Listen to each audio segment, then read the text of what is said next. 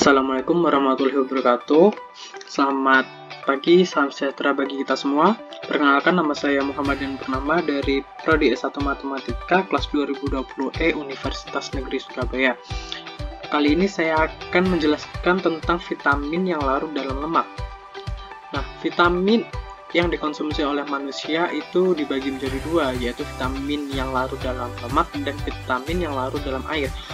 Perbedaan antara kedua jenis vitamin tersebut sangat penting karena dapat menentukan fungsi vitamin tersebut dalam tubuh dan sikap kita dalam mengolah dan mengonsumsinya. Vitamin yang larut dalam lemak sendiri merupakan vitamin yang apabila masuk ke dalam tubuh maka akan bertahan dan sulit dikeluarkan melalui keringat ataupun urin. Nah, tidak semua jenis vitamin dapat larut dalam lemak. Apa saja vitamin yang larut dalam lemak?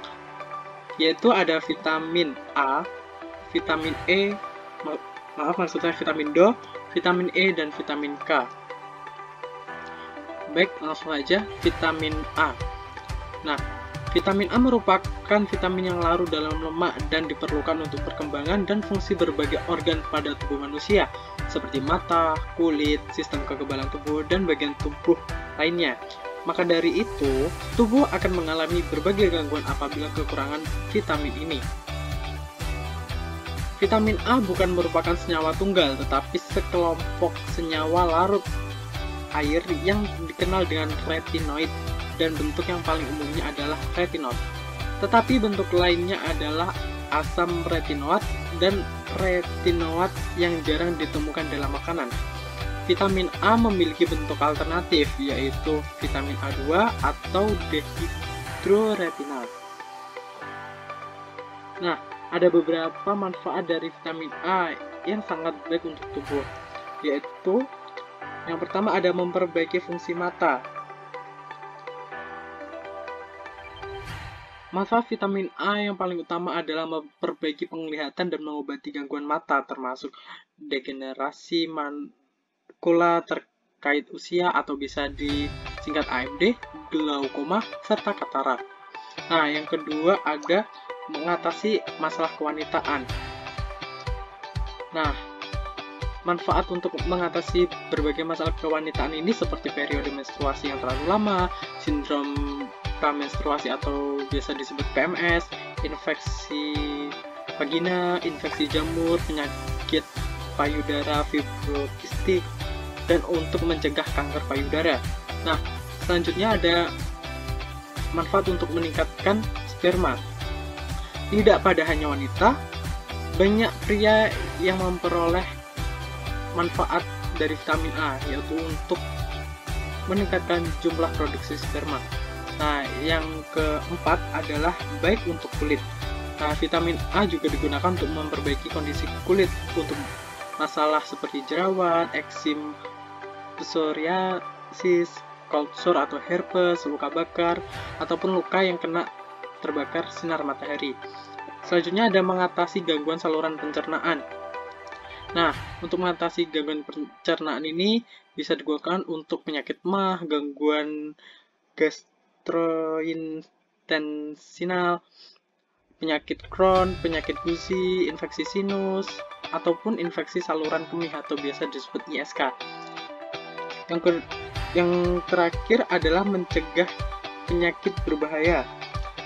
Nah, penyakit berbahaya ini termasuk kanker, mengobati diabetes, mengandung jantung dan sistem kardiovaskular, memperlambat proses penuaan, dan meningkatkan sistem kekebalan tubuh.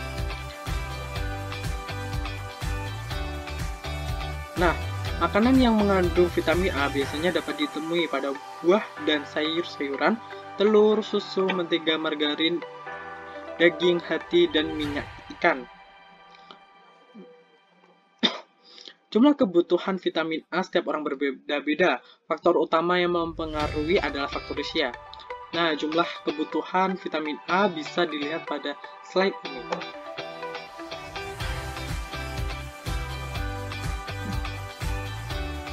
Nah, selanjutnya ada vitamin D. Vitamin D juga merupakan vitamin yang larut dalam lemak serta diperlukan untuk mencukupi kebutuhan mineral, kalsium, dan fosfor yang ada di dalam tubuh. Vitamin D juga berperan penting dalam menjaga struktur tulang yang tepat. Sebanyak 80-90% vitamin D bisa diperoleh dari paparan sinar matahari. Vitamin D bukan senyawa tunggal, tetapi kumpulan senyawa yang biasa disebut kalsiferol. Nah, ada dua jenis vitamin D yang bisa ditemukan secara alami, yaitu vitamin D3 yang berasal dari lemak hewani dan D2 yang berasal dari tanaman seperti jamur. Nah, apa saja manfaat vitamin D? Yang pertama adalah mengobati kerusakan tulang. Kerusakan tulang ini bisa seperti osteoporosis, nyeri pada tulang atau osteomalacia, ada tulang kropos, atau bisa disebut hiperparatiroidisme, ada penyakit bawaan, ataupun penyakit yang terdapat pada tulang-tulang yang rapuh. Nah, selanjutnya ada meningkatkan sistem kekebalan tubuh. Vitamin D ternyata juga dapat meningkatkan sistem kekebalan tubuh, mencegah kanker, mencegah penyakit autoimun, dan lain sebagainya. Selanjutnya adalah mengatasi penyakit kulit.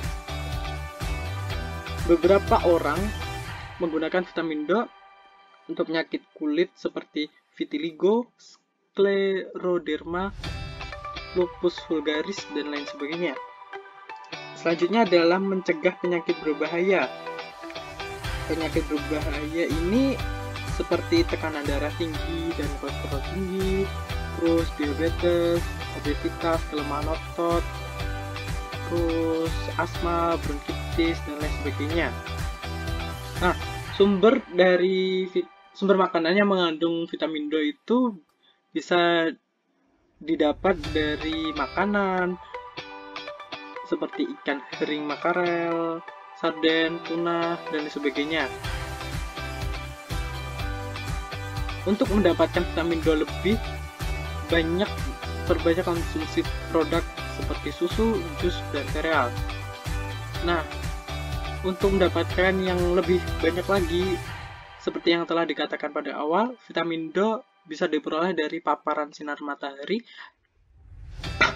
yang bisa diperoleh 80-90%. Nah, dosis vitamin D bisa dilihat pada tabel berikut.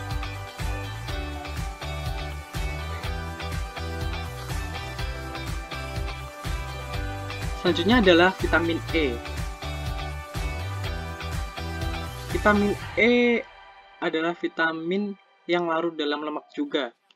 Nah, vitamin ini merupakan vitamin yang penting yang dibutuhkan untuk fungsi yang tepat dari banyak organ dalam tubuh. Vitamin E juga merupakan antioksidan, berarti membantu memperlambat proses yang merusak sel. Nah, terdapat antioksidan pada vitamin E yang dikelompokkan menjadi dua berdasarkan strukturnya, yaitu tokoferol, terdiri dari alfa tokoferol, beta tokoferol, dan lain sebagainya. Nah, maaf ini saya salah ketik, yaitu manfaat vitamin E. Manfaat vitamin E yang pertama ada mengobati penyakit otak. Beberapa orang menggunakan vitamin E untuk mengobati penyakit otak dan sistem saraf. Terus ada penyakit sindrom kaki gelisah dan untuk epilepsi. Nah, yang kedua ada mengatasi masalah kewanitaan. Seperti vitamin A tadi, seperti untuk mencegah komplikasi pada akhir kehamilan karena tekanan darah tinggi, sindrom pramenstruasi atau PMS, periode nyeri, sindrom menopause, dan lain sebagainya. Nah, vitamin E juga mengatasi penyakit kardiovaskular. Vitamin E juga dapat digunakan untuk mengobati dan mencegah penyakit jantung, pembuluh darah, termasuk pengerasan arteri, serangan jantung, nyeri dada, dan lain sebagainya. Nah, manfaat penyakit manfaat dari vitamin E juga baik untuk kulit, karena beberapa orang mengoleskan vitamin E ke kulit mereka agar tidak menua dan melindungi efek kulit dari bahan kimia yang digunakan untuk terapi kanker. Nah, untuk mendapatkan vitamin E, kita bisa mengonsumsi makanan seperti minyak nabati, sereal, daging, unggas, telur, buah-buahan, sayur-sayuran, dan minyak biji gandum. Nah, untuk dosis vitamin E sendiri bisa dilihat dari slide ini, yang bisa dibedakan dari vitamin E untuk anak-anak dan vitamin E untuk dewasa.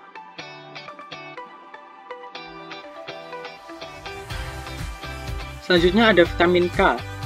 Vitamin yang larut dalam lemak yang terakhir adalah vitamin K. Nah, vitamin ini merupakan vitamin yang penting yang dibutuhkan untuk pembekuan darah dan proses penting dalam tubuh lainnya. Nah, vitamin K itu ada dua jenis, yaitu vitamin K1 dan vitamin K2. Nah, selain dua jenis vitamin K1 dan K2, terdapat juga vitamin K sintetis, yaitu vitamin K3 atau biasa disebut menadion. Yang lainnya adalah vitamin K4 atau biasa disebut menadiol diacetat. Dan terakhir ada vitamin K5. Nah, maaf saya salah tulis lagi. Manfaat vitamin K sendiri itu yang pertama ada mengobati masalah pendarahan. Nah, vitamin K digunakan untuk mengobati pendarahan yang disebabkan oleh obat-obatan termasuk salisilat, sulfonamida, quinidin, atau antibiotik lainnya. Nah, yang kedua adalah baik untuk kulit. Banyak orang yang menggunakan vitamin K pada kulit untuk menghilangkan memar, bekas luka, stretch mark, ataupun luka bakar. Nah, yang terakhir adalah mengobati penyakit lainnya, seperti mencegah dan mengobati tulang lemah atau osteoporosis dan meredakan gatal yang sering menyertai penyakit hati yang disebut sirosis empedu.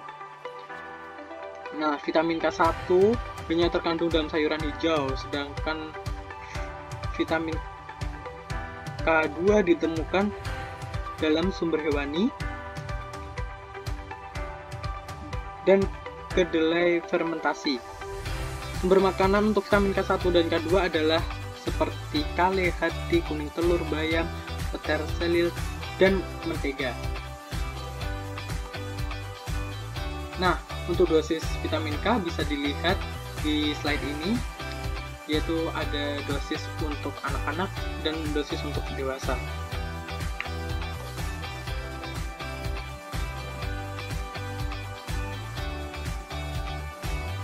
Baik, sekian dari saya, kurang lebihnya saya maaf, terima kasih.